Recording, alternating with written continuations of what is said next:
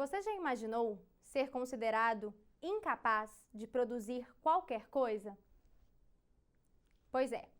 Para a gente tentar chegar a uma resposta para essa pergunta, queria que a gente voltasse no tempo e analisasse a onda da primeira Revolução Industrial.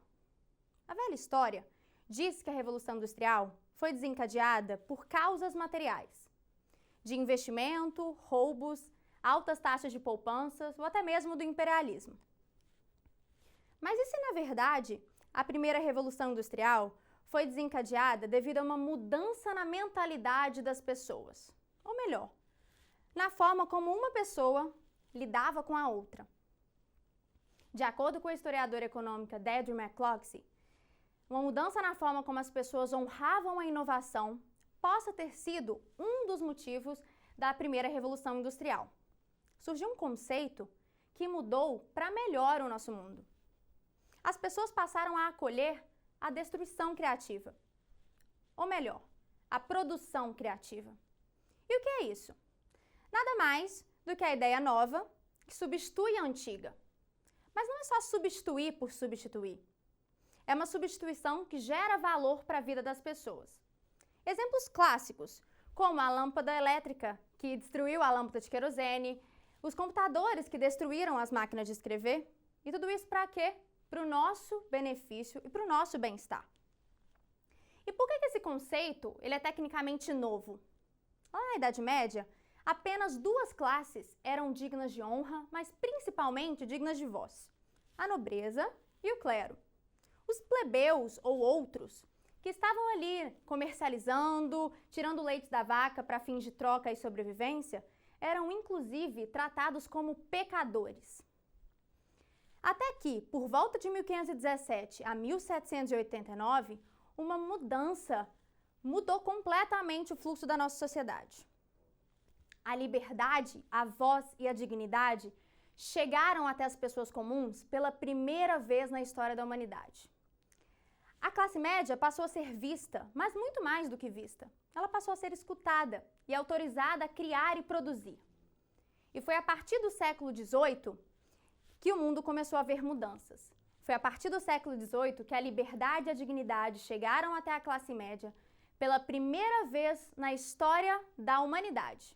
E qual que foi o resultado disso? Tá aí. E atualmente, as sociedades que aderiram à liberdade e à dignidade e acolheram essa destruição criativa produzem e consomem cerca de $100 por dia. Lá em 1800, eram $3 por dia, baseado na mesma tabela de preço. E o padrão se repete em diferentes escalas.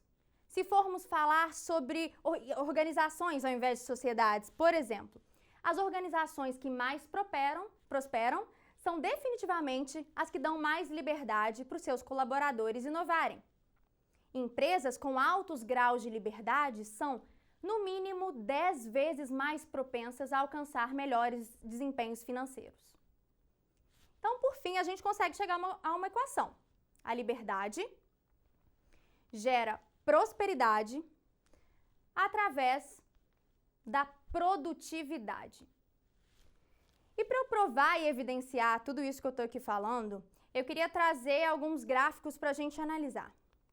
O primeiro gráfico é do Index of Economic Freedom, que analisa o nível de liberdade econômica das nações versus o nível de inovação.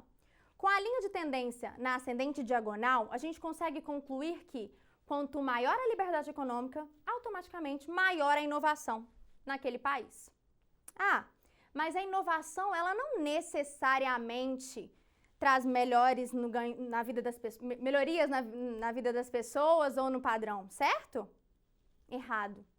Nesse próximo gráfico aqui que eu trouxe, a gente consegue analisar, também pelo Index of Economic Freedom, a liberdade econômica e o padrão de vida das pessoas. E também, na linha de tendência na diagonal ascendente, a gente consegue concluir que quanto maior a liberdade econômica, maior o padrão de vida. E para finalizar essas análises de gráfico, eu trouxe aqui o último gráfico que analisa os grupos de países e seus PIB per capita. O que a gente consegue concluir é, quanto mais livre é um grupo, maior o seu PIB per capita. Com isso, conseguimos concluir, na verdade, que a inovação tecnológica impulsionou a produtividade.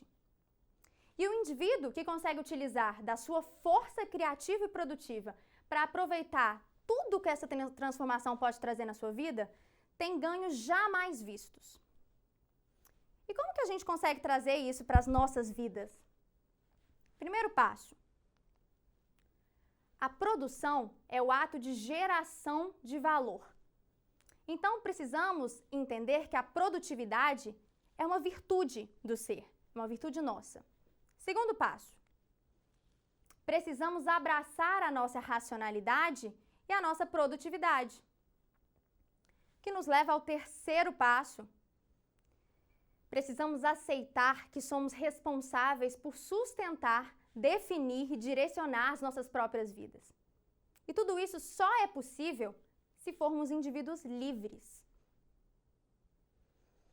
Sem a liberdade, será que seria possível, hoje, 45% dos cargos de liderança serem ocupados por nós, mulheres?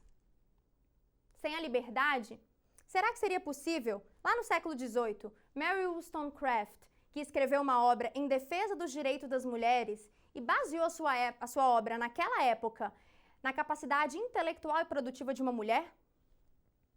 Sem a liberdade, será que seria possível Harriet Taylor escrever sobre o direito da mulher ter voz e o direito dela decidir que seu devido lugar é o maior e mais alto lugar que nós, com a nossa capacidade intelectual, somos capazes de alcançar? Pois é, na verdade, sem a liberdade, eu nem estaria aqui falando com vocês. A liberdade é o caminho e a solução para os grandes problemas hoje. Para finalizar, eu pergunto: que tal a gente passar a confiar na capacidade do indivíduo de ser um ser livre, racional e produtivo? Ou melhor, que tal a gente passar a acreditar e confiar na nossa própria capacidade? Obrigada!